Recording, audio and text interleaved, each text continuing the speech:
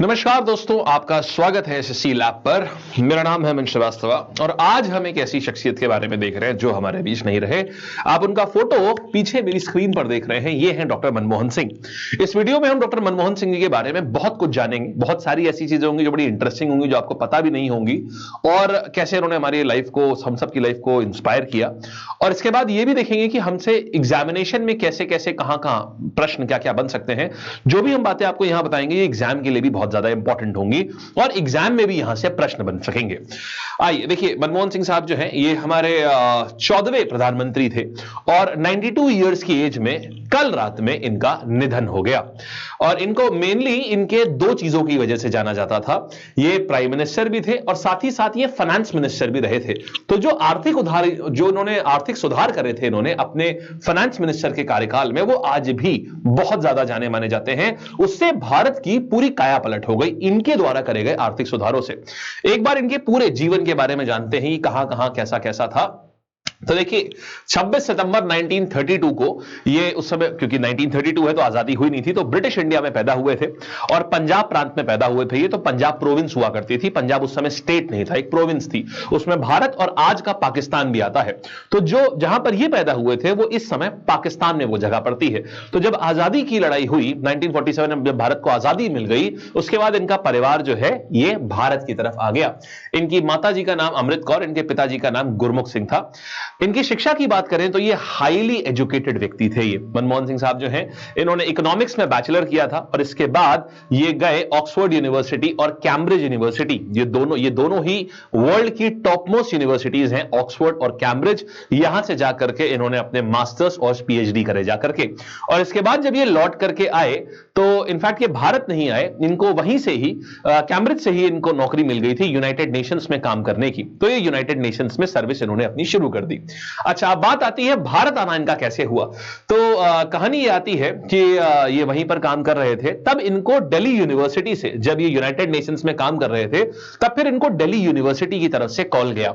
UGC, university grants commission, जो कि university में डिग्री वगैरह सब देखता है और रिक्रूटमेंट देखता था फैकल्टीज के, तो उसका कॉल गया इनके पास में और उन्होंने बोला कि सिंह साहब, हम चाहते हैं कि आप हमारे वहां डिपार्टमेंट ऑफ इकोनॉमिक्स में एज अ प्रोफेसर आप हमारे वहां आकर के वर्क करें। तो उस समय यूएन में काम किया करते थे। वहां से इन्होंने नौकरी छोड़ी और अब इनको भारत आने का अवसर मिला था। एक अच्छी नौकरी भी थी यहां पर, तो यहां पर आकर के दिल्ली यूनिवर्सिटी में एज अ प्रोफेसर इन्होंने ज्वाइन कर लिया।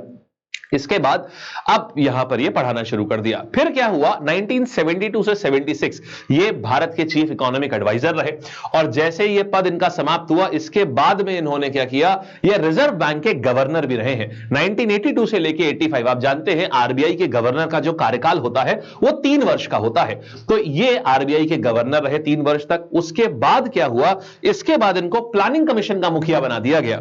तो 1985 से लेके 87 तक की ये प्लानिंग कमीशन के अध्यक्ष रहे हैं, प्लानिंग कमीशन के मुखिया रहे हैं। आपको पता है उस समय 5 ईयर प्लान आया करते थे, 6th 5 year plan, 7th 5 year plan, ऐसे करके 5 ईयर प्लान आया करते थे। तो यहां ये प्लानिंग कमीशन के मुखिया के रूप में इन्होंने काम किया। फिर आर्थिक सुधार की अगर हम बात करें, देखिए ये जो फोटो आपको यहां दिख रही है, ये अभी 2024 में ही इनकी 2024 की फोटो है ये, जब ये व्हील चेयर पे इन्होंने अपने आखिरी दर्शन, मतलब पॉलिटिक्स वाले इस चेयर की बात करें तो ये आखिरी बार दिखाई पड़े थे। काफी कमजोर दिख रहे थे उसमें ये। तो 1991 में देखिए हुआ क्या, बड़ी इंटरेस्टिंग सी बात है। तो उस समय 1991 में आपको पता है हमारे वहां पीवी नरसिम्हा राव साहब की सरकार आई थी। अच्छा, उसके पहले चंद्रशेखर राव हुआ करते थे, ये प्राइम मिनिस्टर ऑफ इंडिया हुआ करते थे 1991 के पहले। तो उनकी सरकार में बहुत ज्यादा लोन चढ़ गया था भारत के ऊपर, बहुत ज्यादा लोन। अब इसके बाद आई पीवी नरसिम्हा राव की सरकार। अब उन्हें ये सारे लोन उतारने थे, तो ये दारोमदार आया इनके ऊपर, मनमोहन सिंह साहब के ऊपर। पीवी नरसिम्हा राव का फोन गया इनके पास में, यूजीसी के पास फोन गया, यूजीसी से इनका नंबर निकलवाया और उनसे बात करी। बोले मैं आपको एक ऑफर देता हूं, सीधा मैं आपको एक ऑफर देता हूं, मैं चाहता हूं कि आप हमारे फाइनेंस मिनिस्टर बने। अब इन्होंने ये पद उससे पहले तो नहीं संभाला था कभी भी, हालांकि ये बड़े बड़े उस पर रह चुके थे, ये बड़ी बड़ी पदवी पर रह चुके थे। तो जब सीधे PV Narasimha Rao prime minister से सीधे इनको ऑफर आया, मैं आपको फाइनेंस मिनिस्टर का ऑफर देता हूं। और आप जो चीजें करना चाहते हैं ये आप करिए, और अगर ये हिट हो गई तो इसका क्रेडिट हम दोनों को जाएगा।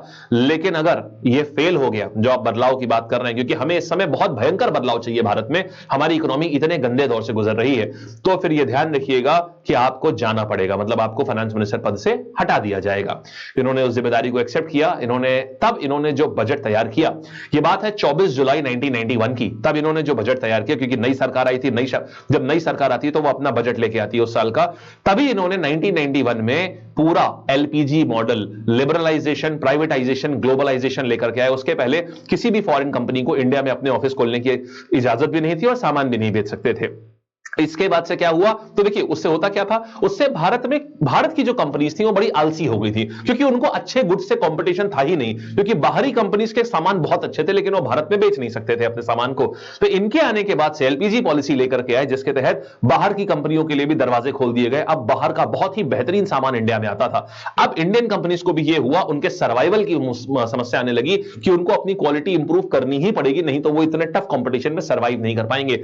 ये वो दौर था। अब जाकर के भारत की जो खुद की कंपनीज थी, उन्होंने अपनी क्वालिटीज को इंप्रूव करना शुरू किया। इसी के साथ इन्होंने लाइसेंस राज खत्म किया। पहले अगर आपको भारत में एक कंपनी खोलनी है तो आपको बहुत ज्यादा लाइसेंस और दुनिया भर की आपको लाल फीताशाही, जिसको हम लोग बोलते हैं रेड टेपिज्म, इससे आपको लड़ना पड़ता था। लेकिन इन्होंने लिबरलाइजेशन, बहुत सारे ऐसे लाइसेंसेस थे, बोले इसकी भी जरूरत नहीं, इसकी भी जरूरत नहीं है, बहुत आसान बना दो किसी भी इंसान के लिए कंपनी खोलना, यहां से लिबरलाइजेशन किया, जिसकी वजह से प्राइवेटाइजेशन शुरू हुआ। ज्यादा से ज्यादा लोगों ने कंपनियां खोलनी शुरू करी, ज्यादा से ज्यादा लोगों ने रोजगार देना शुरू किया, ज्यादा से ज्यादा लोगों ने सामान भारत में बनाना शुरू किया। तो इससे ये सारे फायदे हुए और ये मॉडल इनका आज भी जाना जाता है। अब देखिएगा, तो ये वित्त मंत्री बने 1991 में।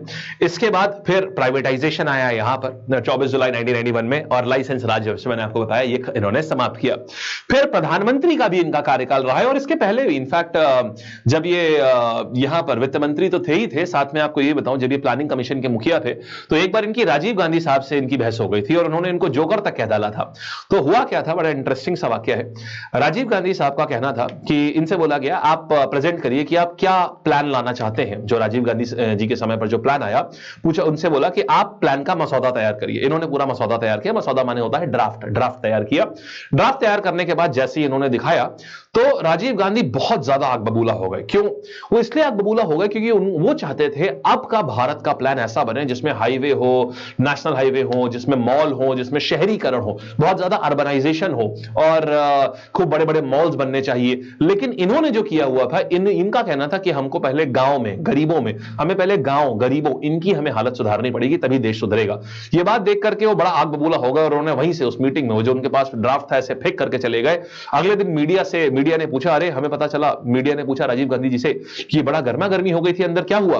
बोले, अरे नहीं, कुछ नहीं, वो प्लानिंग कमीशन एक जोकरों की कमेटी है और उसी के अध्यक्ष थे ये मनमोहन सिंह साहब।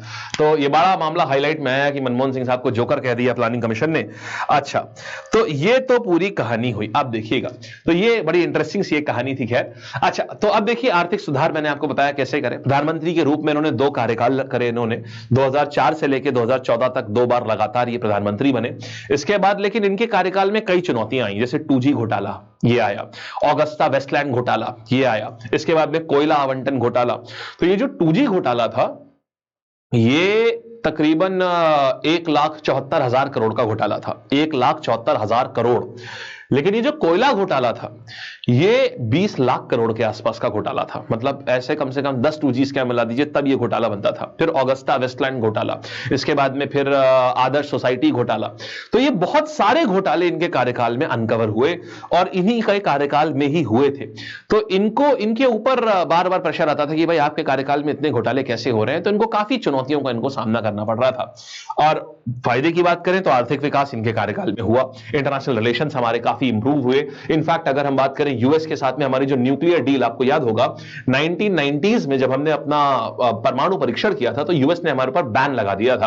वो बैन हटा इनकी वजह से, हमने यूएस के साथ हमारी न्यूक्लियर डील इनकी वजह से हुई। तो बहुत सारी अच्छाई चीजें भी हैं, बहुत सारी चुनौतियों भरी चीजें भी रही हैं इनके साथ में।